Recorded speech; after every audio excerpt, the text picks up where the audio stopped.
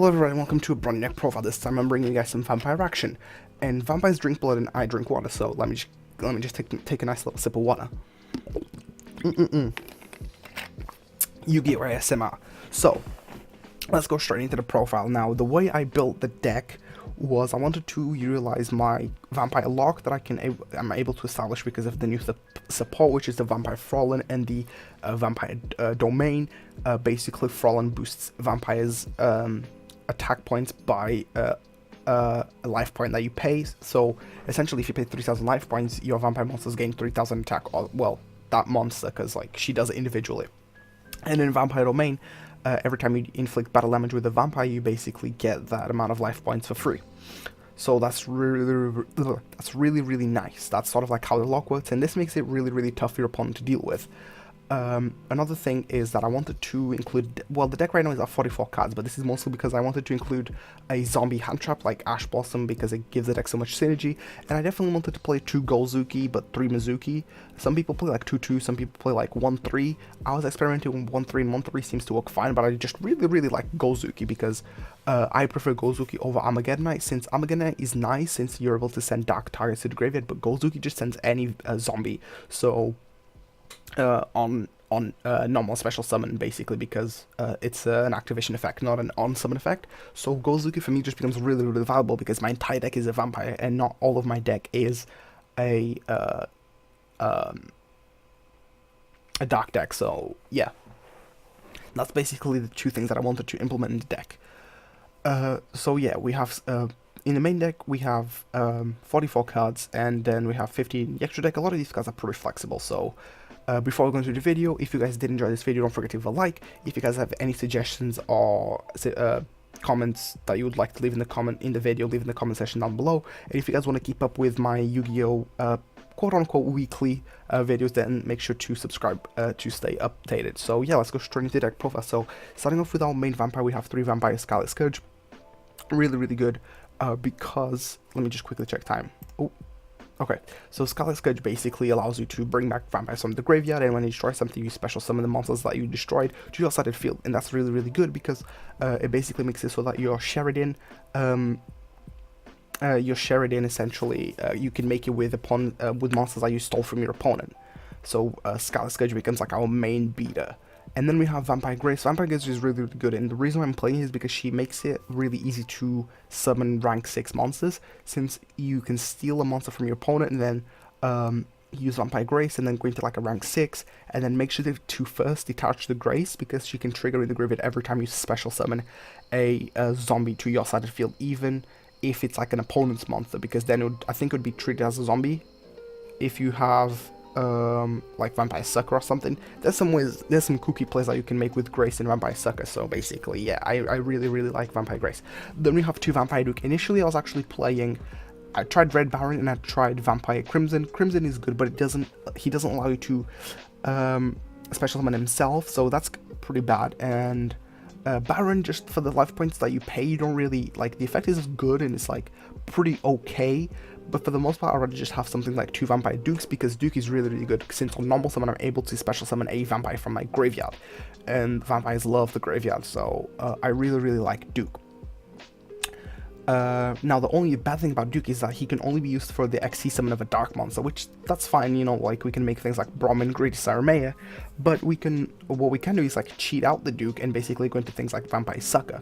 But Duke is still a pretty good beast. He can the ability to revive things from the graveyard like your Scarlet and Snowball, and that's just really valuable for me. Then we have Vampire Frolin. She's really nice. She can special summon herself on attack declaration, and then you can pay life points to boost the attack of a vampire monster by the amount of life points you paid, up to maximum of 3,000. Really solid. And also she has the same effect of Scarlet, where every monster she destroy, you can special summon them.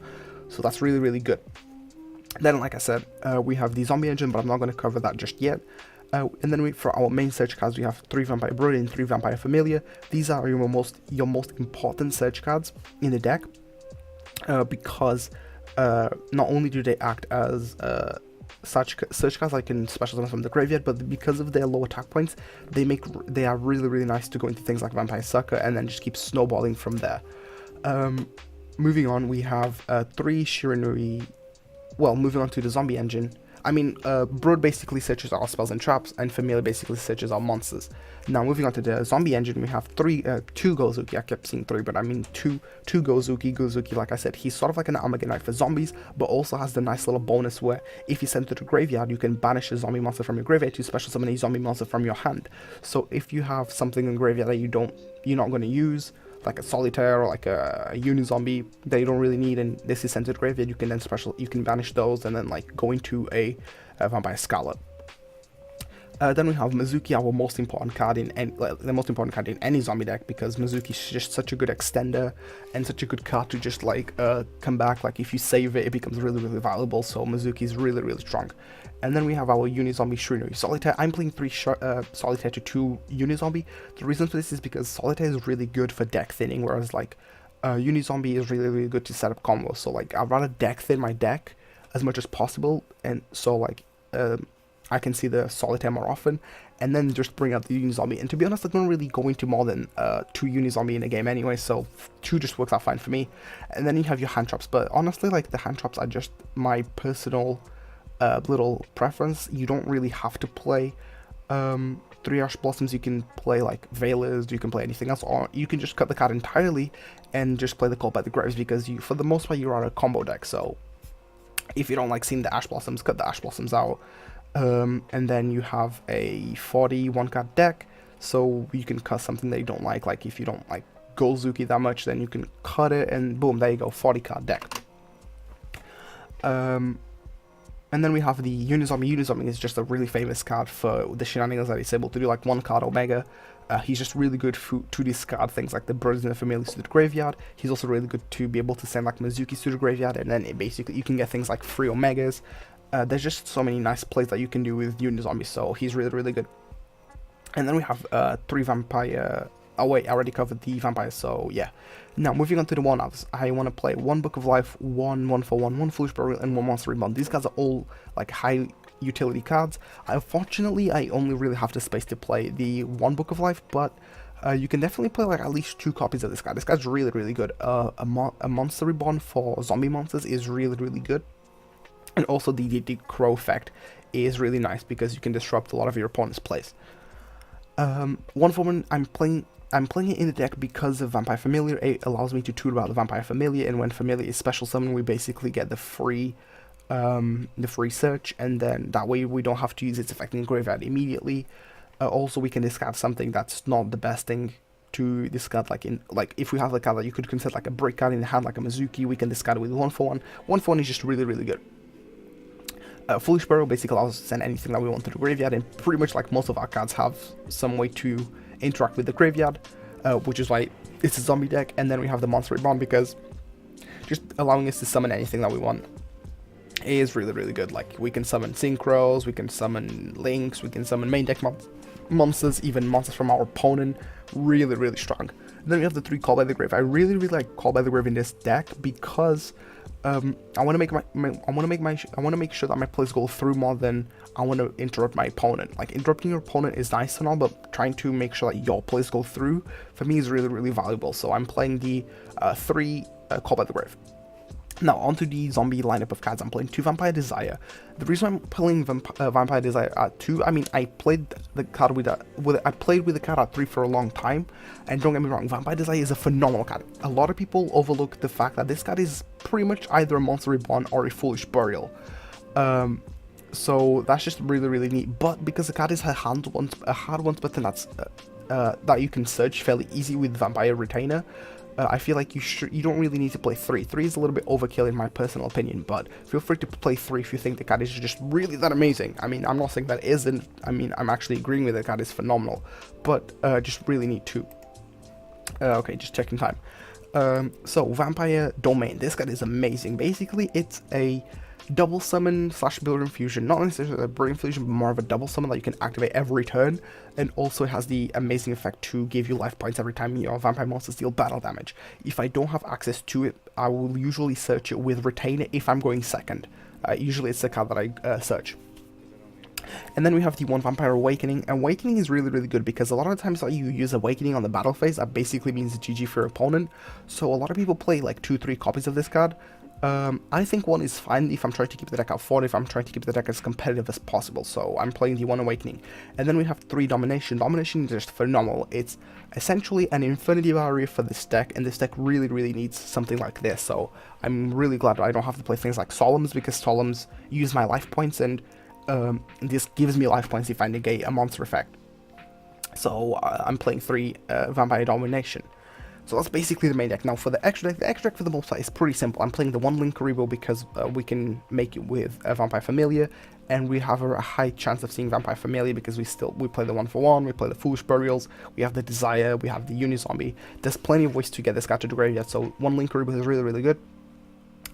And then I can bring it back. I can revive it from the graveyard constantly with because it's effect. Then I'm playing 2 Vampire Sucker. Vampire Sucker is really, really good since it for the tribute summon of a monster, you can actually tribute summon your opponent's monster, so you can use its effect to like revive something from your opponent's graveyard, and then you can draw a card, and then if you were to tribute summon, you can tribute that monster that you just summoned. So that's really, really nice. And then we have the Deco Talker. Deco Talker is good protection for this deck. Also, the attack boost is pretty nice since if you don't have access to Frolin, you want to make sure that you have some sort of like big beat stick to just deal with your opponent. Playing the 1 Cowboy, we do have a fair amount of level 4 targets between like Gozuki, Mizuki, and Solitaire, but I don't think like I go into this card enough that it justifies me playing it, so feel free to swap out the Cowboy for something more relevant, like let's say Black Rose. Black Rose is pretty good, right? Board wipes are pretty nice. Black Rose. Yeah, feel free to do this. Black Rose is really cool. Moving on to the rank 5 cards, I have Vampire Braum. This is a really neat card since it allows you to special summon a monster from your opponent's graveyard for free, and also this card kind of floats, so you can then use it for things like the Vampire Sucker plays, or you can just use it as a beat stick, or you can even boost it with Frolin. So I'm playing the 1 Braum, I'm also playing the 1 Volcasaurus for the burn damage, and then we can immediately go into Guy Charger and just pressure our opponent, because then they have to be really careful of putting things in defense since we have the Guy Charger to just keep pressuring them. So Volcasaurus into Guy Charger is a phenomenal package that this deck really, really benefits from. And then my card to win against Trixas is Greedy Sarumeya. Every time Trixas are somewhat relevant in a meta, Greedy Sarumeya has my back, because basically the effect damage that I would take, they take instead, so it becomes a really, really tough card for them to deal with. And also, when you have things like Vampire Sucker, which allow you to summon monsters to their side of the field, you can basically like summon things like a Candina maybe, or like a Lycoris or something. Basically something that allows them to have a monster so their Sky Striker cards are not they can't use these Sky Striker cards. So Greedy Sarumeya becomes even more of a problem. Then for the rank 6s, we have 1 Dragulus Vampiric Dragon. This card is really good. It's a Book of Moon, but then you can Book of Moon itself and then you can flip it face up and then send a card on the field to the graveyard. Then we have 2 Vampire Sheridan. He's really good. You can detach something to send to the graveyard, and then when a monster is destroyed by battle or card effect and sent to the graveyard, you can detach to special summon that monster in defensive position. So Sheridan is really, really nice. And then we already covered the Guy Charger, really good pressure card in general. Then for our synchro plays, we have the Black Rose. Black Rose is phenomenal to just destroy the entire field. Omega is really good with Unizombie going first, allowing us to rip a card out of the opponent's hand, especially if you can snipe something really valuable to them. You can definitely like hinder their plays. Scarlet for more board wipes, but instead of level 8 synchro, that gives us a board wipe and also deals a bunch of burn damage. Burn damage is always nice, especially with the new timing rules. And then we have the Beals, which is just a nice card that this deck is able to make fairly easily, and it can be a really problematic card for your opponent. Now be careful when you make Beals against Red Eyes Metal Flare Dragon, because then you'll be stuck in this loop and you'll basically kill yourself. That actually happened to me once. I thought, oh, I'll just make Beals and then beat over it, but then the Flare Metal triggered, and that triggered Beals, and then they kept triggering each other, and I killed myself. Now for the side deck, I basically just have some generic side deck cards, you know, like Sphere Mode, aka Rasengan, Golden Rasengan. You can basically just wipe your opponent's field, and there you go, you can win pretty easily. Shed Rider is really good against like Tricksters and Sky Strikers because they search a lot, so every time they search you basically get a draw, in this deck just thrives of having like a huge hand. Then we have the Twin Twisters, because being a zombie deck doesn't really affect us. Having cards in the graveyard, you know, if you can discard dead things like Mizuki's, etc., that's usually fine on cards that you draw in multiples. Twin Twisters is really good if your opponent plays a lot of back row. Evenly Matched, the most generic side deck card ever, just really good if you're going second. This deck does not have a problem going second, but if you have Evil Match going second, this card is just amazing. And then for the red reboot, if we are playing like against like frogs or other guys like a trap heavy deck, and if the twin twisters are not enough, we might just want to have the access to red reboot. So that way we are just able to win much easier if we especially if we are able to OTK. So yeah, that's basically the deck. If you guys did enjoy this video, once again, don't forget. If you guys did enjoy this video, once again, don't forget to leave a like. If you did like this video, leave a comment in the comment section down below, letting me know what changes you'd make to the deck, how the deck is working out for you, if you like the list, what decks you guys would like me to profile next, and make sure to subscribe to the channel if you want to stay tuned for more Yu-Gi-Oh videos. So yeah, I'll see you guys in the next one.